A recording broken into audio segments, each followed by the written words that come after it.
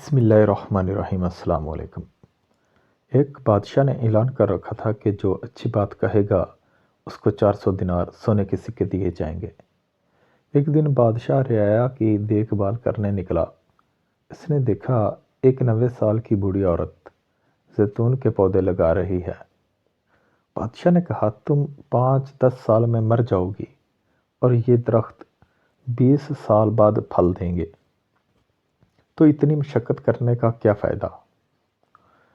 بوڑھی عورت نے جواباً کہا، جو ہم نے پھل کھائے وہ ہمارے بڑوں نے لگائے تھے اور اب ہم لگا رہے ہیں تاکہ ہماری اولاد کھائے۔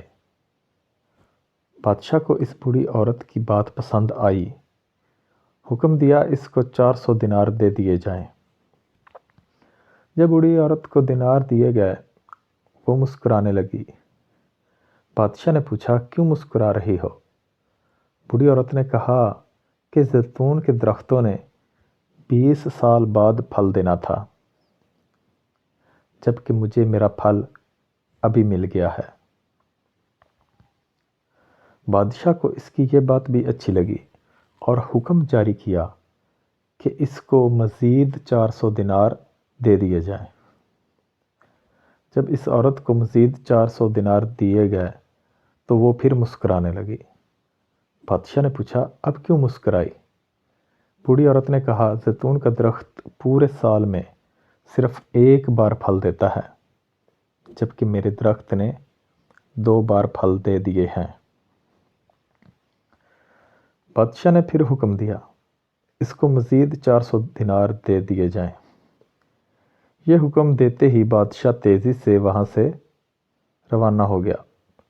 وزیر نے کہا، حضور آپ جلدی سے کیوں نکل آئے؟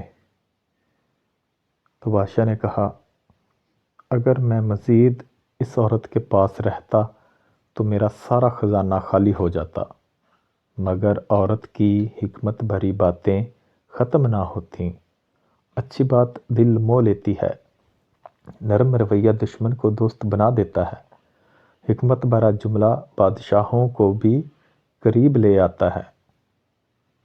اچھی بات دنیا میں دوست بڑھاتی اور دشمن کم کرتی ہے، اور آخرت میں ثواب کی کثرت کرتی ہے۔ آپ مال و دولت سے سامان خرید سکتے ہیں، مگر دل کی خریداری صرف اچھی بات سے ہو سکتی ہے۔